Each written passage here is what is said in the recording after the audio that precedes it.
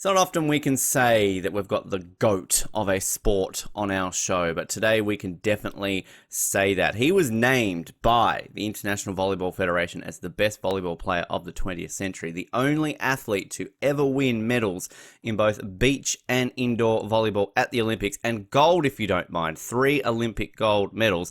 And as a coach at the Tokyo Olympics, led Team USA women to their very first ever Olympic gold medal in indoor volleyball. This man has done it all, and it is such an honour to be able to welcome to Off the Podium the one, the only Karch Kiraly. Karch, first of all, it's a pleasure to have you on the show today. Thanks for joining us. Thank you so much for having me. Excited to visit with you. And you mentioned the Olympics. I did not compete in 2000 in Sydney, but you all put on a fabulous Olympics. It was probably one of the best experiences I've ever had. I was there to do some television and sponsor work, and hopefully it'll get back to Sydney or somewhere in Australia sometime in the not so distant future. Well, we've got it in Brisbane, of course, in 10 years, Karch. And I was going to say, does that whet your appetite then to just stay on board with the national team for another 10 or so years? I mean, not sure, like, is it going to be as a pundit, but as a coach, you know, that can entice you a bit more there. We'll take it one Olympic cycle at a time. Of course, we recently had on the show Sean Murray to talk about his book, If Gold Is Our Destiny. We had, of course, your coach, Doug Bill from 1984 on as well. And I got to say, I absolutely loved that book. As I said in that interview, I was very unfamiliar with the fact that Team USA at that point had never even won a gold in indoor volleyball. As an Australian, I assume that America's good at everything and has been good at everything forever, but obviously not quite the case. Since that book has come out, I mean, to relive those memories for you and everything else and to have that story told, I mean, is it sort of a good time for you to be able to remember those days when you first sort of got your first Olympic taste back in 1984? First of all, big props to Sean. He did a wonderful job at telling that story, honoring his father, who played certainly a role in our process. And so brought back lots of good memories. And I know it came out, I guess it was in the last month or two, but months and months earlier, he had let me know that he was working on this project. And not only me, but a number of principals who, like Doug Beal, like our eventual captain, Chris Marlowe, and others, other critical elements in our team. And so we all agreed to read his draft. Sean, unlike some big selling authors who have their own research departments, Sean was his own research department. So he was really smart to ask for some help, and between us, our collective memories, I think we helped him get the details as right as we could. And so it was really fun to read that through, send him some notes that I had on the things that I remembered maybe differently. And like I said, he just honored the process and his dad, and it was great. Because you'd mentioned in the foreword of that book that you'd wish you'd sort of kept a journal through that time and sort of hadn't really kept a lot of that. So, I mean, obviously, as you're mentioning, to now have this documented piece of history, which, as we said in that interview with Sean and Doug, I mean, such an amazing story that really has Hollywood written all over it, I feel, Karch. Like, I mean, you know, you talk about the miracle on ice for Team USA in hockey, but I mean, this in itself is like the miracle on the court. Like, this should be its own movie. And it might even have been closer to that, except that in 1984, and this is one reason I decided to play another 4 years, there was a boycott, and the Soviet Union, the other great team in the world, did not attend the Los Angeles Games after the USA boycotted their Moscow Olympics. So it would have been an even better story and a more equivalent version of the miracle on ice from 1980, if we had been able to compete against the Soviet Union, and we were not able to. And so 4 years later, we got to face them in that gold medal match in Seoul, Korea. But still, I think the big part of the big headline of the story you already mentioned, we had never done anything of any consequence in volleyball at the Olympic level, the USA men. For that matter, the USA women had not either, even though they were definitely on the world stage and probably fourth or fifth in the world in 1980 when that boycott happened. So that really affected, they had a medal chance. We did not even qualify for that Olympics. So we had to come from 19th or 20th in the world. Sean pointed out some teams that our USA men lost to in the mid 70s. That we should never lose to, and we were really floundering. And thanks to Doug Beal, thanks to Bill Neville, and lots of other people, we took a team that was at the bottom of the pile and clawed our way up, and eventually won gold medal. So Sean did a really nice job telling that story and that transformation of a ragtag group that was not very good, failed to qualify multiple Olympics, and eventually became the best team in the world. Had you, when you started playing volleyball as a kid, I know a lot of it was beach volleyball, but had you grown up with an idea that an Olympics was a possibility? Obviously, beach volleyball, not an Olympic sport when you were growing up, but had you thought about the Olympics and transitioning into indoor much throughout your younger career? Yeah, indoor volleyball was a part. As I grew up, I played a lot of beach volleyball, but also a lot of indoor volleyball, especially when I got to the age of 14 and beyond, playing in secondary school. We call it high school here. So I was enamored, smitten with both sides of the sport. We didn't have internet and YouTube and all those things, so I never got to see the international teams play live or motion pictures, but I got to see still photos. And every month, my friends and I would ogle over our copy of Volleyball Monthly. They'd have great shots from the World Championships and the Olympics. And so in 1976, I was 15 years old, and I stayed. It was, beautiful summertime in Southern California. And I stayed at home. Normally, I would have been at the beach playing a lot, but I stayed home as often as I could, looking for volleyball, waiting for indoor volleyball, waiting for it to come on. Over 17 days, I think I almost missed it if I'd have just sneezed or gone to the bathroom, because they only had it on for about 3 minutes. It was an epic match. Poland won that match. It was the first 5-set match ever in Olympic gold medal match history. But they only showed a couple of minutes of it. And so that's when it really hit me at 15 years old. The U.S. was not in that games.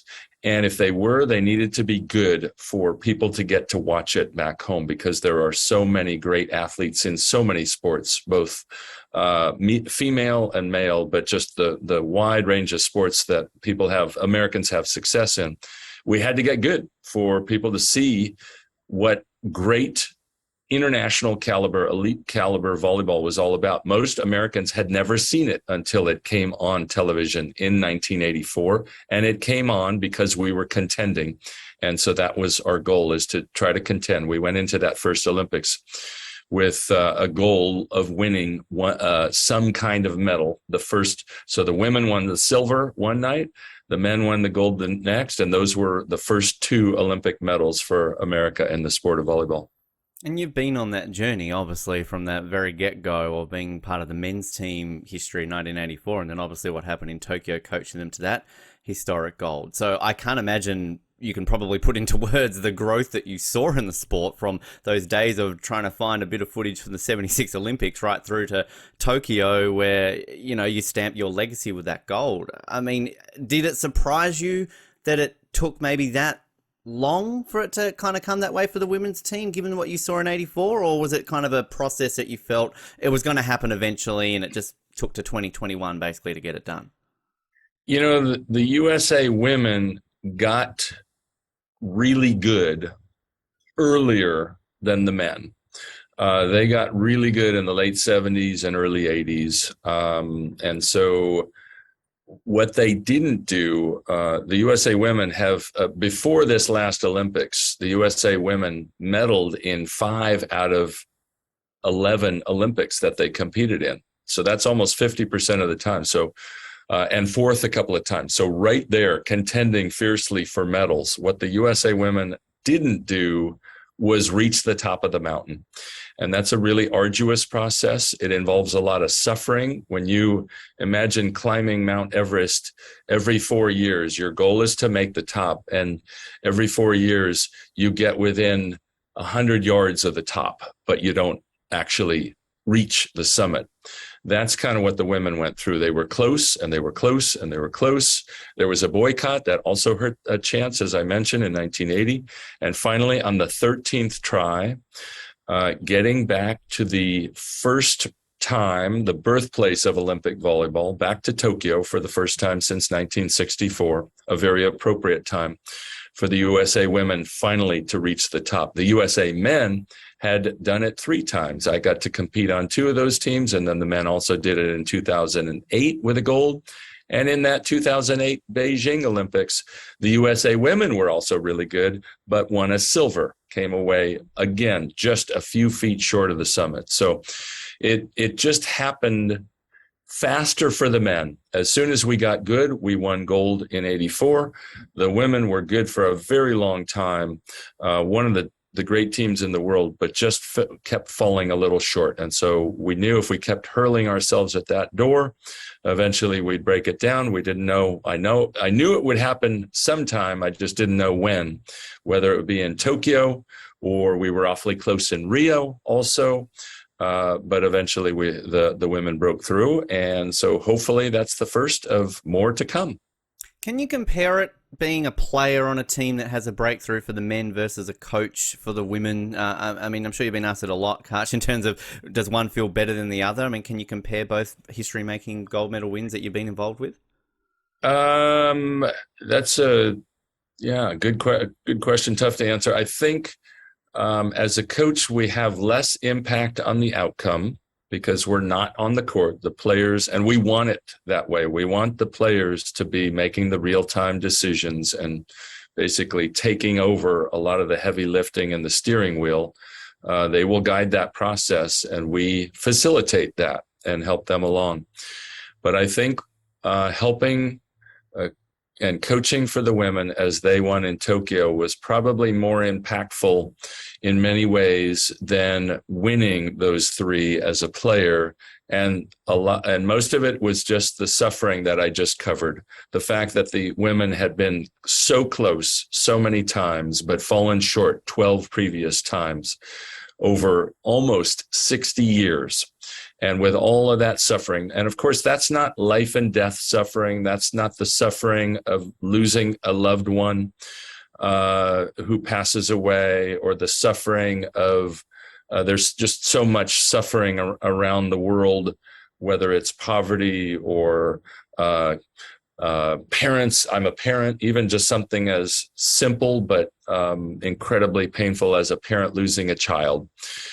Those things are much more. I would never put the suffering of the USA Women's Program in the same category, but it was a kind of suffering, and it went over, like I said, almost 60 years. So when the dam broke and when the team broke through, it was incredibly powerful for me. It just an ocean of emotion that waved over me.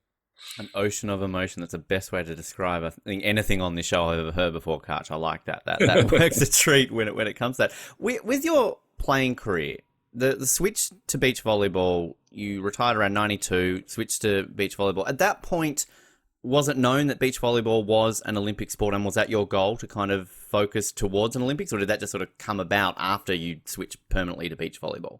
No, actually, and I had grown up playing beach volleyball, so it was very familiar to me. I had played at a high level, many tournaments already.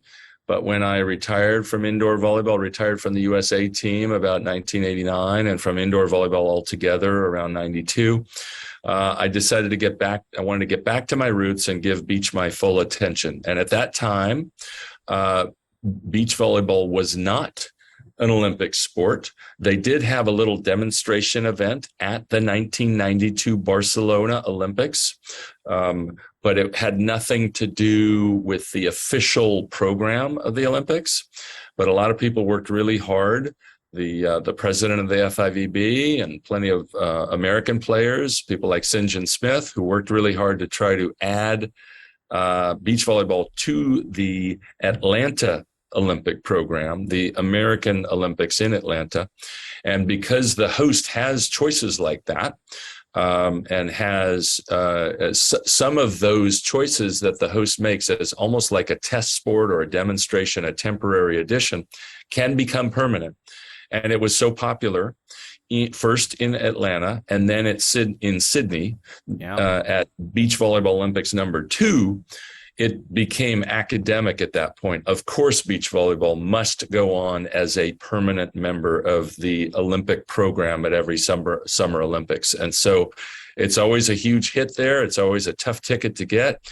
And so when I got back to concentrating on beach volleyball, it was not an Olympic sport, but a couple of years later, it became apparent that it was going to be added in '96 in Atlanta.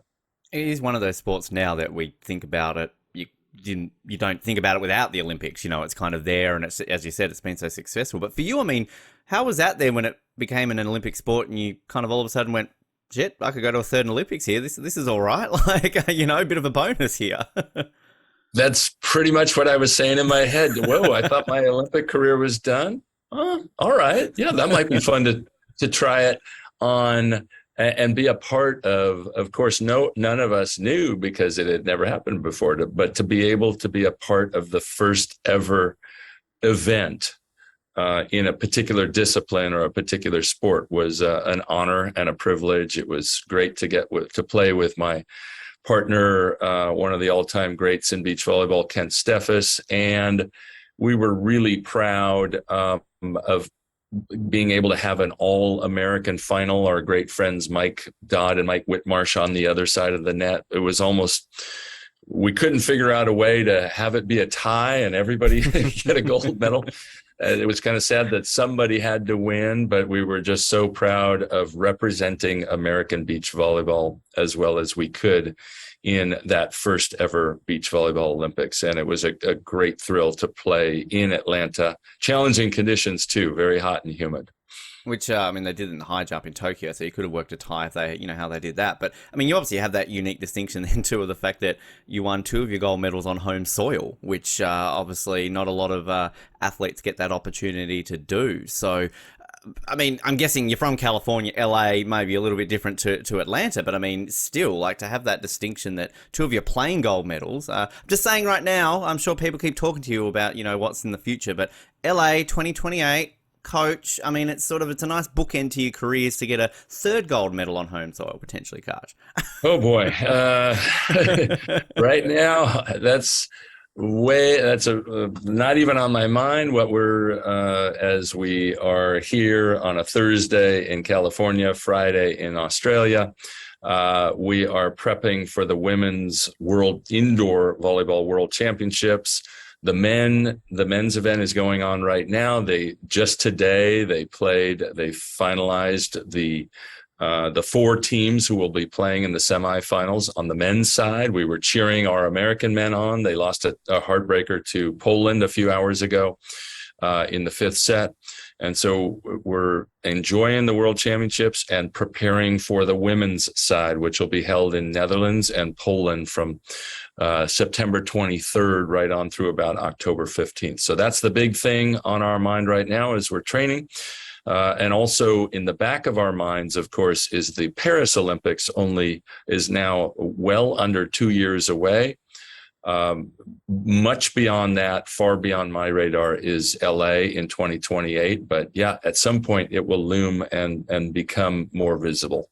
I put it to Doug when we had him on the show about this idea, Karch, and please get on board with this if you want to. Obviously, Salt Lake 2002, they got the Miracle on Ice team to light the cauldron. It was a great moment there in Salt Lake, inspirational Team USA. I'm saying 2028 LA, revisiting that iconic volleyball gold from 84, get the members of the 84 team to come together and light the cauldron there at the LA 28 Olympics.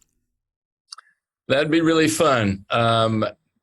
The fact is the USA has so many great athletes in so many sports that, there are a zillion gold medalists from that same home Olympics. And with the boycott, the U.S. had an unusually high level of success. So,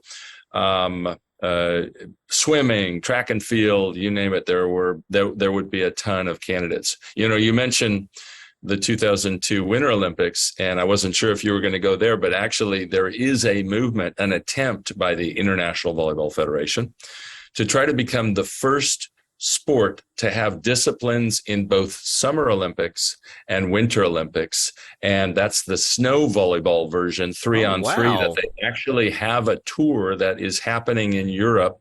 And they're trying to build that. It is slowly building. People wear kind of wetsuits and almost like booties you would wear in really cold water if you were a surfer, to play on the snow. But it's some of the most picturesque backdrops because they're in the Alps playing snow volleyball. I guess it would be like beach volleyball, but on snow. Some of the snow gets pretty hard packed and it even gets icy. But anyway, there is a movement to try to now have two disciplines of volleyball in the Summer Olympics, and then a third discipline, snow volleyball, 3-on-3 in the Winter Olympics.